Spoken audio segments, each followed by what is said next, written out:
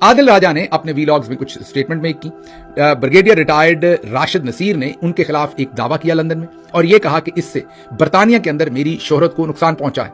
उन्होंने अपने मुकदमे के अंदर यह कहा कि असल में बरतानिया के अंदर मैं रिटायरमेंट के बाद यहां इंटेलिजेंस की नौकरी करना चाहता था। जी हां, राशिद नसीर जो रिटायर्ड ब्रिगेडियर हैं, सेक्टर कमांडर हैं ISI के लाहौर के साबिक, उन्होंने लंदन की अदालत को बताया कि मैं वहां से रिटायरमेंट के बाद यहां पर आकर नौकरी करना चाहता था। आदिल राजा के इल्जामात के बाद मेरी उस नौकरी वाली बात खटाई में चली गई, मैं यहां नौकरी नहीं कर सका, मेरा नुकसान हुआ है, इसलिए आदिल राजा मुझे 50,000 पाउंड हर्जाने में अदा करें। उसके अलावा उन्होंने यह भी कहा कि मेरी बेटी और बेटे को मैंने लंदन में पढ़ाना था और लंदन में क्योंकि मेरी शोहरत को नुकसान पहुंचा, मैंने इसलिए सोचा कि मेरी बेटी और बेटे के लिए यहां हालात अच्छे नहीं होंगे, इसलिए मुझे मजबूरन उन्हें, मजबूरी जरा चेक कीजिए, मजबूरन उन्हें क्या करना पड़ा। ये ऐसे ही है कि मजबूरन उन्हें मसलन मुझे बस पे सफर करना था, लेकिन मजबूरी में फिर मैंने बिजनेस क्लास में एयरप्लेन के अंदर सफर किया। ये इस तरह की उनकी मजबूरी है। उन्होंने कहा फिर मजबूरी में मैंने अपने बच्चों को अमेरिका पढ़ने के लिए भेजा। मजबूरी जरा चेक कीजिए कि लंदन में पढ़ाना था, आदिल राजा के वीलॉग्स की वजह से वहां मेरी शोहरत खराब की गई, मजबूरन बच्चों को मुझे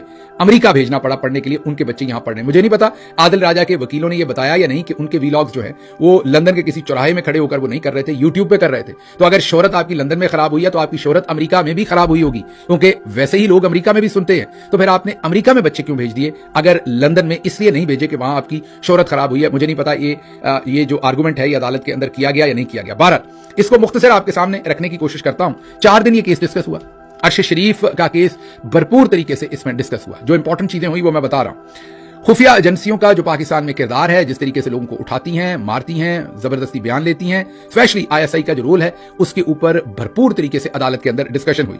लंदन में इस अदालत में 3 गवाह आदिल राजा की तरफ से पेश हुए, शाहीन सबाई, कर्नल अकबर और शहजाद अकबर। इन तीनों ने कुरान करीम के ऊपर हल्फ दिया कि ये जो कहेंगे, सच के सिवा कुछ नहीं कहेंगे।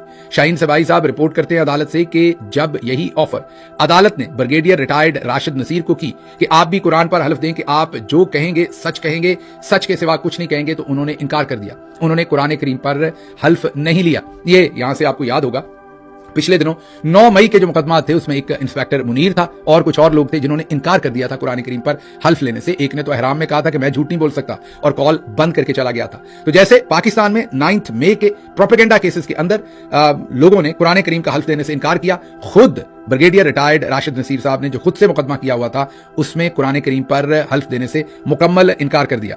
फिर शाहीन सबाई साहब ने जज को बताया कि आप कमरे में ब्रिगेडियर साहब को ना देखें, कमरे में there is an elephant in the room, उसको देखें। तो जज साहब ने कहा कि किसकी बात कर रहे हैं? उन्होंने कहा ISI की। बड़ा मसला ISI का, ब्रिगेडियर साहब भी उन्हीं को रिप्रेजेंट कर रहे हैं, ये पल्ले से पैसे तो नहीं लगा रहे इस सारे काम के, उन्हीं को रिप्रेजेंट कर रहे हैं ब्रिगेडियर साहब। तो उसके ऊपर अदालत में एक बड़ा कहका लगा। फिर शाहीन सबाई साहब ने बताया कि वो पिछले 10 साल से पाकिस्तान नहीं गए, लेकिन उन पर वॉशिंग मशीन चोरी का केस बना दिया गया पाकिस्तान में। जज को समझ नहीं आई। जज ने पूछा क्या बात कर रहे हैं, वॉशिंग मशीन मतलब क्या कहना चाह रहे हैं? उन्होंने कहा जी जज साहब, मुझ पर वॉशिंग मशीन चोरी का केस बनाया गया है, मैं 10 साल से कभी पाकिस्तान नहीं गया। आदिल राजा ने बताया कि मुझ पर डेट्स का केस कर दिया गया है। तो जज साहब ने पूछा डेट्स मतलब? जज को लगा किसी खातून के साथ डेट का या कुछ और, तो उनको समझ नहीं आई। उन्होंने कहा खाने वाली डेट्स खजूरें, मुझ पर उसका मुकदमा किया गया। तो अदालत में फिर कहके लगे। अब इस केस का अगर तो आदिल राजा के खिलाफ फैसला होता है तो आदिल राजा को 50,000 पाउंड का जुर्माना हो सकता है।